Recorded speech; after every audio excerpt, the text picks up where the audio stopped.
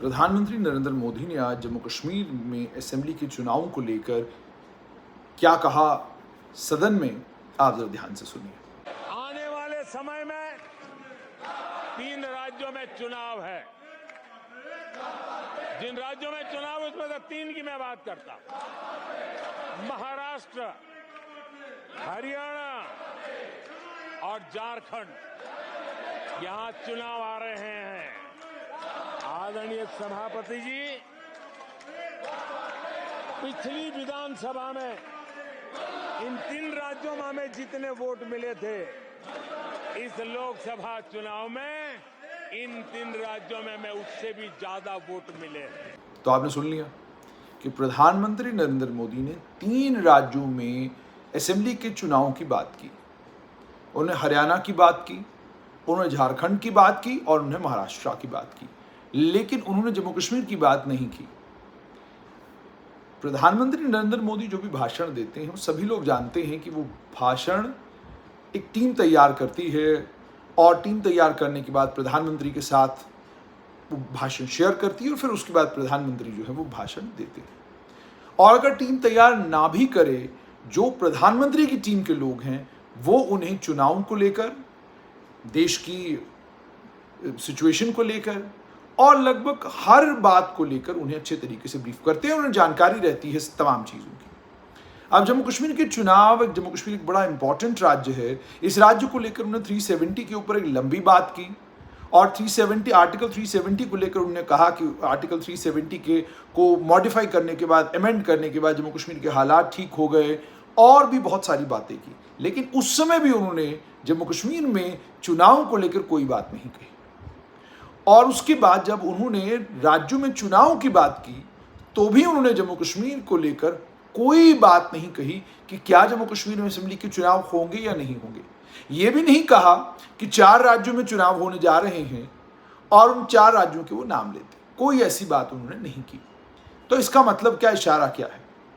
एक बात तो ये हो सकता है वाकई प्रधानमंत्री के जहन से ये बात निकल गई हो कि जम्मू कश्मीर में भी असेंबली के चुनाव होने हैं, या दूसरी बात ये हो सकती है कि जम्मू कश्मीर में असेंबली के चुनाव साल 2024 में ना हो और असेंबली के चुनाव की जगह पंचायत और म्युनिसिपैलिटी के चुनाव जम्मू कश्मीर में पहले कराए जाए। ये भी संभावना है। लेकिन वहीं पर सुप्रीम कोर्ट ने जम्मू कश्मीर की केंद्र सरकार को ये कहा है कि आपने जम्मू कश्मीर में असेंबली के चुनाव सितंबर से पहले कराने हैं।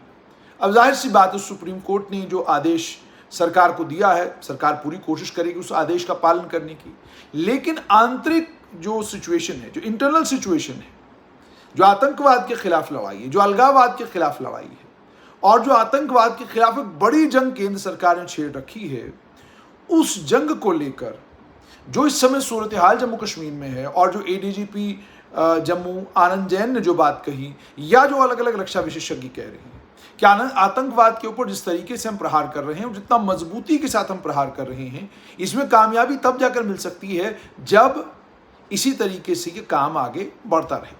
एक लोकतांत्रिक सरकार बाधा बन सकती है। एक लोकतांत्रिक सरकार जो है उसके बनते ही जो ऑपरेशंस है, उन ऑपरेशंस को स्लो करना पड़ सकता है। कई और बातें जो है रक्षा विशेषज्ञ कर रहे हैं, तथ्यात्मक है या तथ्यात्मक नहीं है, वो रक्षा विशेषज्ञ जाने या सरकार जाने, जिसके पास मुझसे और आपसे ज्यादा इनपुट रहता है, इंफॉर्मेशन रहती है।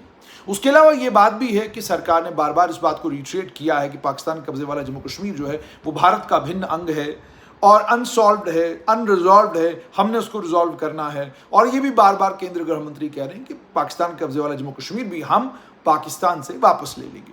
अब इन सारी बातों को आप बैकग्राउंड में रखिए और उसके बाद जम्मू कश्मीर में साल 2024 को सामने देखिए। और उसके बाद ये बात भी आपको जहन में रखनी है कि केंद्र में जो भारतीय जनता पार्टी की NDA सरकार है, उसमें भारतीय जनता पार्टी के पास केवल 240 सीटें हैं। 32 सीटें चाहिए बीजेपी को बहुमत का आंकड़ा पार करने के लिए। चुनाव हो चुके, आप मिड टर्म इलेक्शन हो जाए तो ही जाकर आप बहुमत का आंकड़ा पार कर सकते हैं।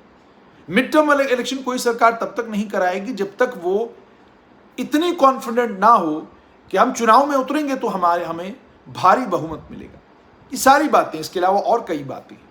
तो अगर इन सारी बातों को आप ध्यान में लाते हैं और फिर आप ये देखते हैं कि भारतीय जनता पार्टी की जो एनडीए सरकार और खुद प्रधानमंत्री नरेंद्र मोदी जो हैं, उन्होंने पूरी कोशिश की थी कि सरकार जो बने वो 300 अब भी भारतीय जनता पार्टी के पास अपना नंबर हो और उसके बाद जो एलाइज का नंबर हो, तो ये लगभग 400 के करीब करीब हो, ताकि जो भी हम फैसला देश के लिए या जो अंतर्राष्ट्रीय लेवल पर हम कोई फैसला लेना चाहें तो हमें अपने एलाइज से पूछना न पड़े, हमें अपने साथियों के साथ सलाह मशवरा न करना पड़े। अब जाहिर सी बात है, सरकारी की कोशिश इसलिए रहती है क्योंकि जब आप एलाइज के ऊपर डिपेंडेंट होते हैं तो आप आज़ाद नहीं होते फैसला लेने में, और जब आप एलाइज के ऊपर डिपेंडेंट नहीं हैं तो आप आज़ाद हैं, जो चाहें वो फैसला ले सकते हैं। तो इन सभी चीज़ों को जहन में रखिए और फिर प्रधानमंत्री का आज का भाषण जहन में लाइए, और उसमें 3 राज्यों के चुनावों का जिक्र, असेंबली के चुनावों का जिक्र तो जरूर हुआ, लेकिन जम्मू कश्मीर के असेंबली के चुनावों का जिक्र नहीं हुआ। इसका मतलब ये है कि शायद साल 2024 में जो बात हमने बड़े कॉन्फिडेंस के साथ कही थी कि जम्मू कश्मीर में असेंबली के चुनाव होना साल 2024 में तय है, और इस पर आज भी मैं कहता हूं कि केंद्र सरकार के पास कोई कारण नहीं है जम्मू कश्मीर में असेंबली के चुनाव ना कराने का। मगर जो आतंकवादी घटनाएं हुई हैं पिछले दिनों, और जिस तरीके से एडीजीपी जम्मू का बयान आया है, और जैसे एसपीओ की भर्ती दोबारा से की जा रही है और इस पैमाने पे तैयारियां की जा रही हैं, वो साफ तौर पर दर्शाता है कि सरकार को भी कहीं ना कहीं इनपुट है कि आतंकवाद को रिवाइव करने की कोशिश जो है जम्मू कश्मीर में पूरी की जा रही है। और जो लोग आतंकवादियों की मदद करने की कोशिश कर रहे हैं और वहां पर कहीं ना कहीं कुछ स्लीपर सेल्स भी ऑपरेट कर रहे हैं, कुछ ओवरग्राउंड वर्कर्स भी, सारा तंत्र जो है दोबारा से कहीं ना कहीं रिजरेक्ट किया है आतंकियों ने।